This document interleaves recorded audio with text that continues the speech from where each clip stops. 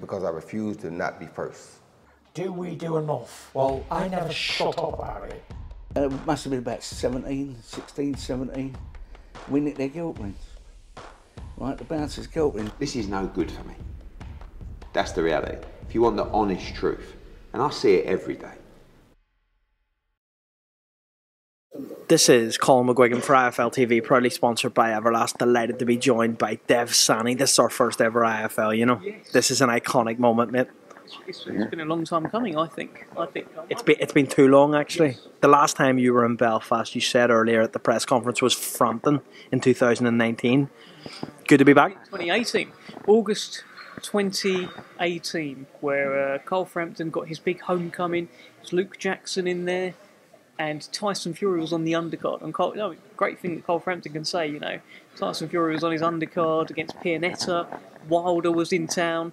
Is this Ireland's most bombed hotel, the Europa? And he was in there saying bomb squad, and also what an iconic, ridiculous moment. But Deontay Wilder was in town all week. They had a little face-off at the end as well. I love Belfast. Like when I first joined Box Nation, this back in like 2014 or something, within a couple of months, I got sent on a bit of an assignment to Belfast for Frampton against Kiko Martinez. So I was there at the Titanic quarter when he won the world title. So I've just always had very fond memories of this city. So great to be back, mate. And great to speak to you, by the way. I've been quietly watching your work from afar. Well done. Appreciate that. Actually, that time you were speaking of Fury, which was mad, was on the undercard of Frampton. Billy Joe Saunders actually threw a half chicken at Deontay Wilder. Do you remember that? Yeah, I wasn't there. I remember I was at a dinner that night, and I just remember like people's phones started going off, and I was getting messages saying Billy Joe's thrown a chicken at Deontay Wilder. So yeah, just amazing. Billy Joe Saunders, what a character. I mean, boxing misses him. You really made me laugh with that.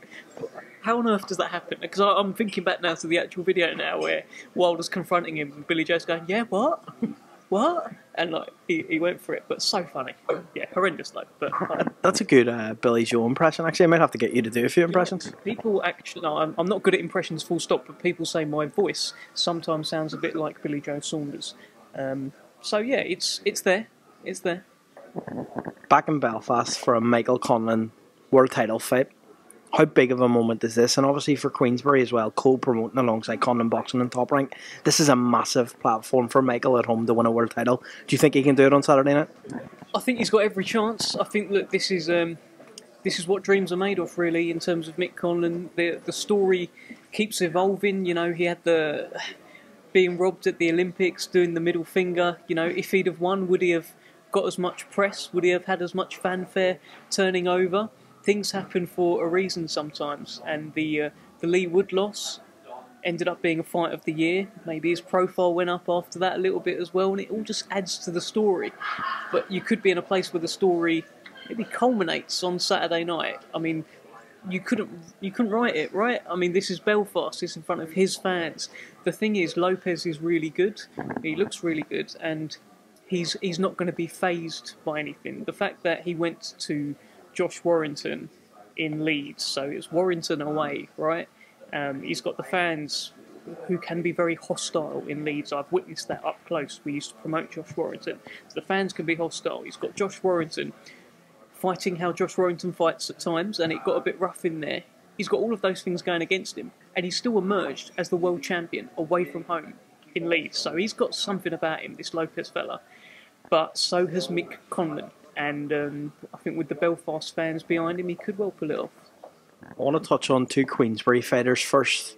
We'll start with Anthony Cacace. A lot of people in Belfast and Ireland as a whole, I won't say they're not happy with Queensberry, but they feel that Anthony Cacace could have been moved better throughout his career. He's at a point now where he's just coming home to Belfast on a Michael Conlan undercard, which is great, but we'd like to see him more active. Would you like to see Anthony Cacace more active and in bigger fights going forward? And you know, he spoke today, maybe that Cordina fight. Yeah, look, I think we'd all like to see Cacace fight more. He's a great fighter. He's not really had a great run of luck, to be honest. I've seen him on bill updates that go around the office, and then it will come off, and I don't know why, but it's never really been smooth sailing. But hopefully, on Saturday, I don't think he appreciates what a sort of pop he's going to get from the crowd, because it's also his homecoming and they're going to be packed out in there for him, and I think he's going to have a little bit of a moment, and hopefully it's a moment that does something inside of him to be like, do you know what, yeah, this is it, the Apache is in town, 34 years old, it's time to go and get, you know, one of the big boys, Cordina Cacace. I said it in the press, it sounds like an Italian title fight rather than you know the full world title, but it's got a great ring to it. Cordina has spoken about Cacace as well. But he's got to focus on this pole in front of him, this pole based in Southampton, who apparently is quite decent. He's training with Ryan Garner and all those boys down there with Wayne Batten. And, yeah, you know, a good Cacace performance, and hopefully it starts something. Pierce O'Leary also on this card, and a lot of people are very excited for Pierce's development. He's been moving well at Queensberry. Now he's at the point where he feels like he would be able to maybe start headlining in Dublin himself within the next 6 to 12 months. Is that on the radar for Queensberry? Is that something that you would like to see Queensberry come to Dublin and do shows with Pierce O'Leary as a headline, because he really is a main attraction at the moment down there? So he's spoken about this. So on my understanding is he's spoken with with Frank and George, and he's got he's been told good things about that prospect. Obviously Francis is his manager as well, and he will be banging onto Francis all the time. He's been talking about home soil for a little while. It doesn't get more home soil than Dublin, so I'm sure it's something on his mind. He could be a superstar, by the way. He's like, the way he speaks, it's so captivating. The way he fights is so captivating. The way he makes horse noises is captivating as well. I don't know if you saw that across social media. Absolutely. When have you ever seen that? We was just in a field. There's a field next to the eye box, and he starts making these horse noises. I'm like, what is he doing? And then these horses start coming around the corner. Yeah. So what a character Pierce O'Leary is. He's going to be a lot of fun, and Big Bangs are in form right now. And as you said, he doesn't bang everything. He doesn't bang everything, allegedly. Zhilei Zhang, of course, does bang everything quite famously now. Moving on, over in Manchester this week, there's another massive fight, a potential unification after this fight this weekend. How do you think the fight in Manchester goes this weekend? I didn't know there were any other fights on. Of course you didn't. I just look. There's 3 excellent fights on, by the way. 3 excellent shows on. How do I see that Manchester fight going?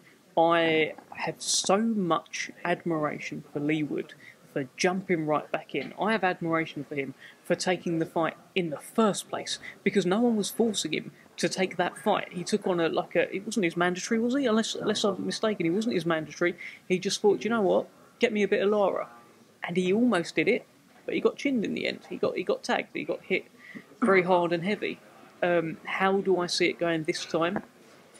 I really want Leewood to win, because I really like him. I think it's going to be tough though, and maybe it happens again, the same thing a bit earlier. But I'm fully behind them. I like the camp. I like Ben Davison as a coach as well. I like Leewood as a person. I think he's got massive balls, and hopefully he can pull it off. Got another fight in Bournemouth this weekend. Interesting one, because a colleague was up against his old stablemate in Chris Billum-Smith. How do you think that one goes? I can't see past Lawrence Okoli win. I just can't. I think it's him and Opatai who are the best cruiserweights in the world. And people can say what they like about his style. No one's cracked it yet. Sometimes he had a little purple patch where he was just knocking people out. Initially, I think when he got with Shane, and maybe we'll see that Okoli back. Maybe after what happened in the last fight, the sort of reviews that he got, maybe that's going to instill something in him. Maybe the rivalry, seeing Shane in the opposite corner, maybe all of that will instill something in him. Maybe you see the best Lawrence Okoli ever. I can't see a way Chris Billum-Smith wins the fight. The best thing he's got going for him in this is that he's got the Bournemouth fans behind him, and he's got a world-class trainer. Maybe that's enough, but I can see Lawrence Okoli doing what he needs to do. You mentioned someone there, and it brings me on to my next point. Jai Opatai has been rumoured to possibly fight Tyson Fury, which seems outrageous, but Tyson Fury does outrageous things at times. We've seen him mentioned, we've seen Dempsey McKean mentioned. I spoke to Eddie on Zoom on Tuesday, and I mentioned the Dempsey McKean fight. He's open to it. Do you think this is when I spoke to Bob Arum, he said that, you know, Tyson Fury says these things and the next day he'll change his mind, and when he speaks to Frank, he'll give another opinion of someone else. Do you really believe Tyson Fury wants to fight in Australia and maybe against Dempsey McKean or Jai Opethai? I don't know. I think, look, with Tyson Fury, what we've learned is that really anything is possible, and Tyson Fury is the man in charge. He's the number one heavyweight in the world. He's one of the biggest stars that we've seen in boxing. And when he wants to do something, he'll do it. So, I don't know. I don't know what the answer's going to be. I think he was in Tenerife a few weeks ago, doing something there, doing a tour there. He was talking about fighting in a bull ring. If he's in, you know, somewhere else, if he's like in India next week, he's going to talk about a big fight at the Taj Mahal. Like, I don't know. But you just never know. That's the thing with Tyson Fury. He's a big character. Everything he says creates headlines, and he's very good at keeping in the headlines and keeping us entertained. I think that's the title there. Tyson Fury will fight in the Taj Mahal. Dev Sahni. Definitely not. That's the title that could probably get me sacked. In terms of Tyson himself, who would you like to see him fight? Whenever I was speaking to Bob earlier, I mentioned the Usyk fight in Saudi. He tells me that he actually thinks that fight will happen, and he said that he also believes that Wilder knocks AJ out easy. Are you of the same opinion? So who would I like to see Tyson Fury fight? Obviously, look, the Usyk fight is the one, really. That's the remaining question, especially since Joyce, you know, lost to Zhilei Zhang. Joyce was the other big emerging threat that you couldn't ignore. He's now got to get it back against Zhilei Zhang to be that guy again. Usyk's the one. Obviously, I'd like to see him fight Anthony Joshua as well. Just, you know, I'm pretty sure I know how that fight goes, but it would be good to finally see it. But look, him against anyone, it works. So hopefully, I just want to see him fight, and hopefully we get to see that. Regarding Wilder Joshua, what did Bob say? He said he thinks Wilder would beat Joshua easy and knock him out in the first few rounds. Are you of the same opinion? I think that is the reason that we haven't seen the fight. You think that's why we won't see that fight, or you think it'll happen? I think if there's enough money, it will happen. It will be a real cash-out moment. Look, I've always felt that Wilder would knock Joshua out. It's difficult. You say that in boxing, right? And it's like Froch said this the other week. He said that he believes Wilder would knock Joshua out. Suddenly it's disrespectful. It's not disrespectful to pick one boxer to defeat another in a boxing match by a method that is available to him to win. It's boxing fans, especially Anthony Joshua fans, can be sensitive about this. My feeling is Deontay Wilder does knock him out. It always has been. I don't think Joshua would, especially right now where he's sort of second-guessing the sort of fighter that he is and all of that. While he's second-guessing what he's going to do in there, Wilder's already thrown his punch, and that's bad news. Bob also said to me that Zhang Joyce is done. Is that done then, that it's going to happen in China, or do you know anything about that? I don't know anything about it. The only thing I know is that Joyce activated his rematch clause, so the where, the when, and the how, I have no idea. Could you see it likely landing in China? Do you think that would be a good option? I don't know. I'd love to go to China. I haven't been, so I've heard some great things. If it does land there, great, get me on that plane. You know, I'll take my chopsticks and we'll have all sorts of fun. Spence Crawford was announced this week. Really intriguing fight. Well, actually, it hasn't been officially announced, but it has and it hasn't. Yeah. And I'm at the point where with this fight, I'm kind of waiting, okay, until I see official announcement from BBC and Showtime, it's not official. How do you think that one goes when it finally does happen? Yeah, it's not official, but this one feels right, though, right? I mean, Terence Crawford did a very elaborate Instagram post, a multitude of images which all sort of led to him holding up, was it a shark on a pitchfork? Suggesting presumably that's Big Fish, Errol Spence, right? Yeah, it sounds like it's done. The fact that he's doing that, reputable people are reporting on it.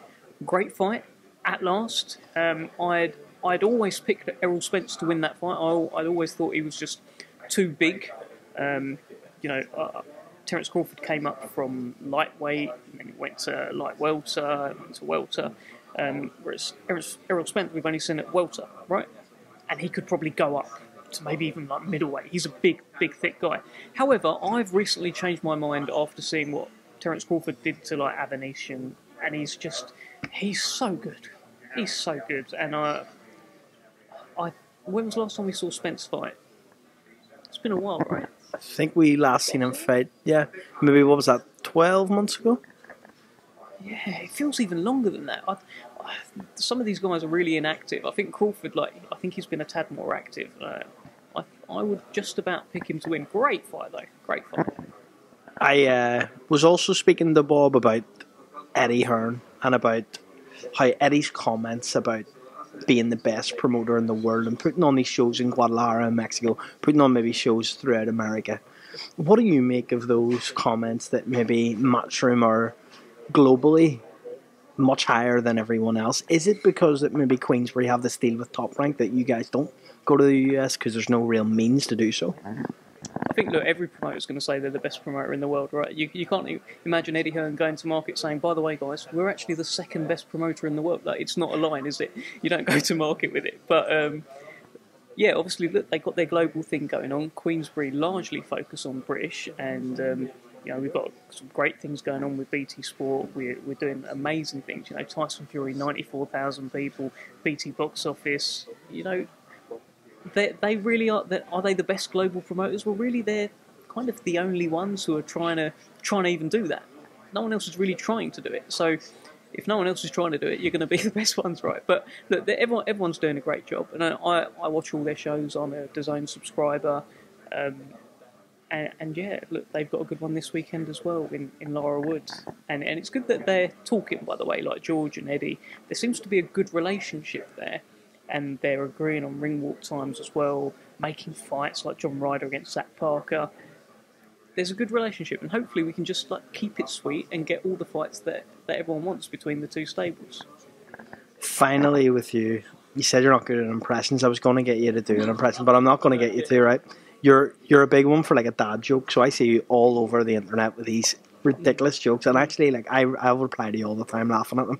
Some of them are outrageous, some of them are horrendous. Give me on the spot your best dad joke right now. This is very tough because I am constantly making jokes every day, and they're sort of more replies to things. What goes ha ha bonk? A man laughing his head off. On that note, Dev Sahni, thank you very much. That maybe wasn't your best, but it might go down well. We'll see. We'll see what the comments are saying. Thank you very much for your time. We'll catch up after the fight Saturday night. Really appreciate it, mate. See you later, mate.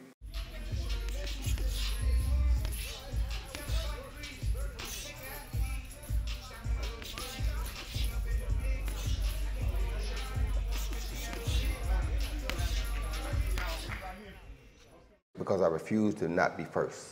Do we do enough? Well, I never shut up about it. It must have been about 16, 17. We nicked their guilt rings. Right, the bouncer's guilt ring. This is no good for me. That's the reality. If you want the honest truth, and I see it every day,